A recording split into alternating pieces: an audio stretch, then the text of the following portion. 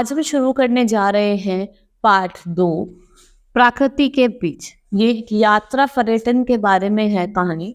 हमारे देश में प्रकृति ने अपनी पूर्ण सुंदरता बिखराई है। शिमला एक ऐसा ही नगर है।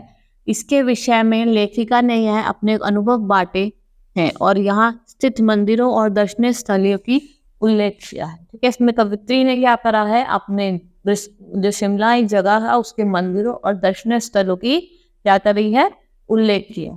हिंदुस्तान के चप्पे चप्पे पे अनोखे अनूठे पुजालय हैं। कुछ तो उनकी वास्तुकला में ने प्रस्तुत किया तो दूसरे को धन दौलत ने। इधर कुछ ऐसे भी हैं जो श्रद्धालुओं की आस्था के बल पर हुआ है। जहाँ से विश्व प्रसिद्ध शिमला दिखता है तो ऐसी पहाड़ियों पर बस 250 वर्ष से ज्यादा पुरानी तारा देवी मंदिर 7000 फुट की ऊंचाई पर तड़ब नाम की पहाड़ी पर विराज देवी ने लगता है कि चहु और अपना आशीर्वाद बराबर बांट रखा है। ठीक है, हिंदुस्तान में आपने देखा होगा चप्पे चप्पे बहुत सारे मंदिर हैं, लोग अपने पूजा पाठ करते हैं और कुछ तो उल्लेख से प्रसिद्ध है और कुछ उनके जो चढ़ाव वगैरह होता है पैसों से प्रसिद्ध है। ठीक है, और जो श्रद्धालु है वो आस्था के बल पर भी, जैसे आपने देखा होगा, आपने ऐसी पहाड़ी जो शिमला से दिखाई देती है, तारा देवी का मंदिर है, वो बहुत प्रसिद्ध है।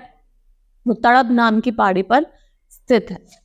एक तरह बर्फ की ठंडी चादर से ढकी पर्वत वालियां, कसौली तक ही लाइटें, जुबड़ हट्टी एयरपोर्ट तो दूसरी और मैदानों का दूर तक दर्शन। यहाँ शोर व प्रदूषण नहीं रहता। हाँ, गुलमोहर के पड़ोसी वृक्षों पर बंधी चुन्नियां हैं। यहाँ शेर पर सवारी करती काफी ऊंची अष्टभुजा निर्मित 18 भुजायुक्त प्रतिभा के रूप में स्थापित शक्ति है। ठीक है, यहाँ पे क्या है, शेर की सवारी है और आपके जो कसूली है वहां तक आपका लाइट वगैरह बहुत सारी चीजें दिखाई देती हैं। लोक संदर्भ कहते हैं कि भारी वर्षा हो रही थी। योगी तारनाथ स्थल पर तप साधन रत थे, मगर आश्चर्य तपस्या पर तो क्या उनके आसन के आसपास तक बूंद न गिरी। ठीक है, जो तारनाथ थे, योगी तारनाथ, वहां तपस्या कर रहे थे, लेकिन ऐसा ही कमाल हुआ कि यहाँ पे वो तपस्या कर रहे थे, वहां पे एक बूंद तक भी नहीं चली।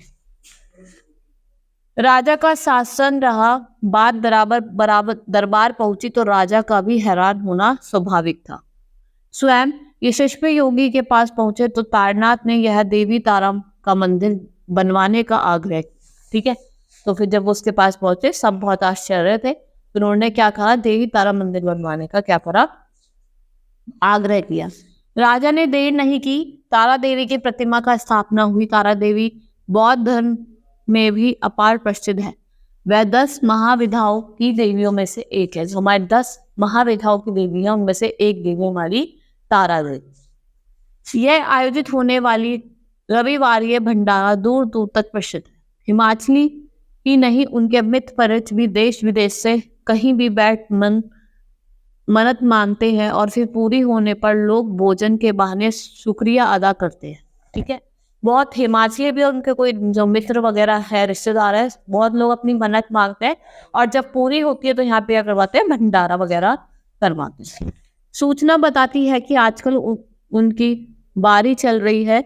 इन्होंने वर्ष 2008 में रविवार के लिए आग्रह किया था। भंडारा हर मंगलवार को भी रहता है, जिसमें श्रद्धालु 3 महीने बाद यह स्वकर हासिल कर सकते हैं। नवरात्रों में तो हर दिवस जन भोजन व जन घट रहता है। अनगिनत धार्मिक पर्वों के अवसरों पर आयोजन निरंतर रहता है। मंगलवार को भी होता है और जब नवरात्रि होते हैं तब तो यहाँ चलता ही रहता है। ठीक है, भंडारा। मंदिर प्रशासन सुगत है। शारीरिक, मानसिक व धार्मिक शुद्धता का पूरा अनुशासन रखा जाता है जो सभी पर लागू है। मंदिर में 60 से 70 लोगों के ठहरने की सुविधा है।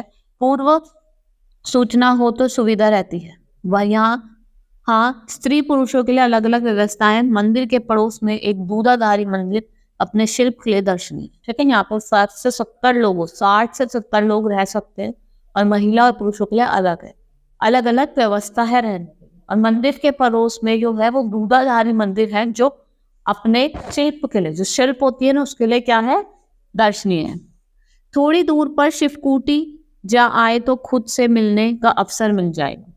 तारा देवी ने के दो रास्ते हैं। शिमला के 7 किलोमीटर पहले तारा देवी रेलवे स्टेशन उतरकर 4 किलोमीटर का ट्रैक रूट है। हालांकि मंदिर तक पहुंचना मुश्किल लगता है, मगर पाँव ट्रैकिंग जूते में हो और न मन हिम्मत पर सवार हो तो टेढ़े मेढ़े रास्ते, देवदार में दिलकश वृक्ष, ठंडी हवा, सुरगम पहाड़ी खेतों से होकर जाना कितना अलौकिक अनुभव हो सकता है।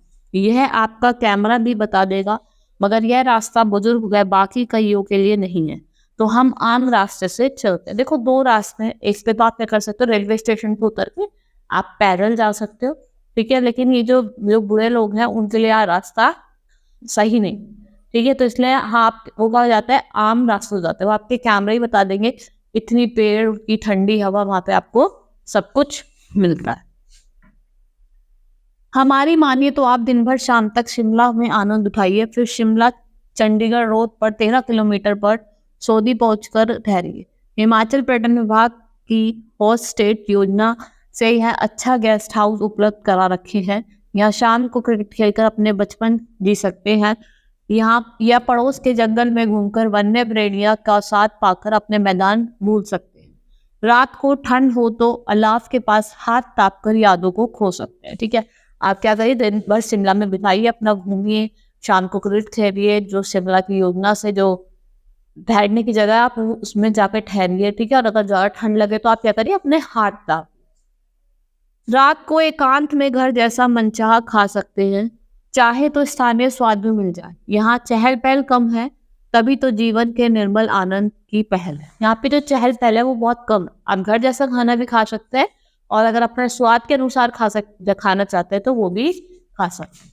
शिमला की तरह यहाँ पार्किंग की कोई दिक्कत नहीं है, कहीं के लिए भी टैक्सी हाजिर। समय हो तो दिन में ट्रेन से आसपास घुमाएं, ग्रामीण जीवन के साथ साथ खाने व परंपराओं को में रखने का अवसर। यहाँ ट्रैफिक वगैरह मतलब कम है, और पार्किंग वगैरह की जगह बहुत है, आप कहीं भी कर सकते हैं।